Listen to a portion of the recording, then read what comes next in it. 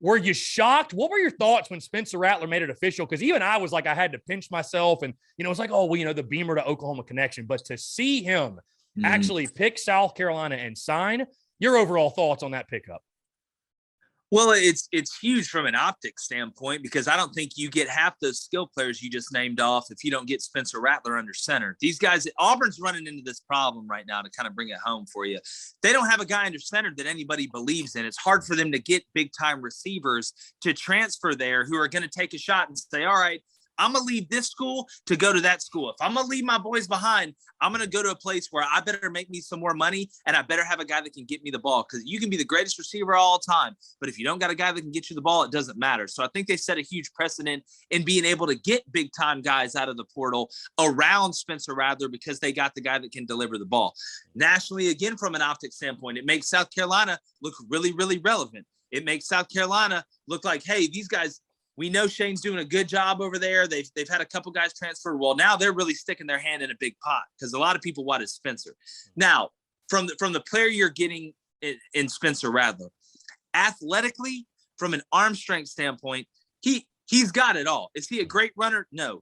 Does he need to be a great runner? No. He needs to be a smart runner. There's a big difference in between those two. If you can have a great runner that's smart, that's how you end up getting a guy like, Lamar Jackson, who can play Kyler Murray, guys that don't get squared up. The thing about Spencer is all between the ears to me. I think Spencer got humbled a little bit at Oklahoma because I don't know how much adversity he really faced in his life. Go back to the D1 documentary they did. He just kind of did what he wanted, said what he wanted.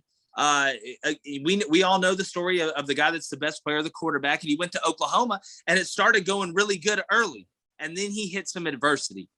I think it'll be the best thing that could have ever happened to Spencer Rattler is going through that adversity because it was going to hit at some point. You get yourself humbled a little bit.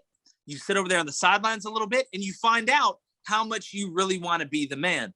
Then you get a call from Shane Beamer after you decide to leave. You believe in Shane. He believes in you. I guarantee you that Coach Beam and him sat down and had a conversation about this. You've been through it all, man. You've been through the highest of the highs and the lowest of the lows. And the lowest of the lows brought you to the SEC and the SEC East of South Carolina and a chance to be the guy, which he's going to be. So my biggest thing will be if Spencer starts out and they're struggling early and he gets through it, South Carolina is going to be a problem.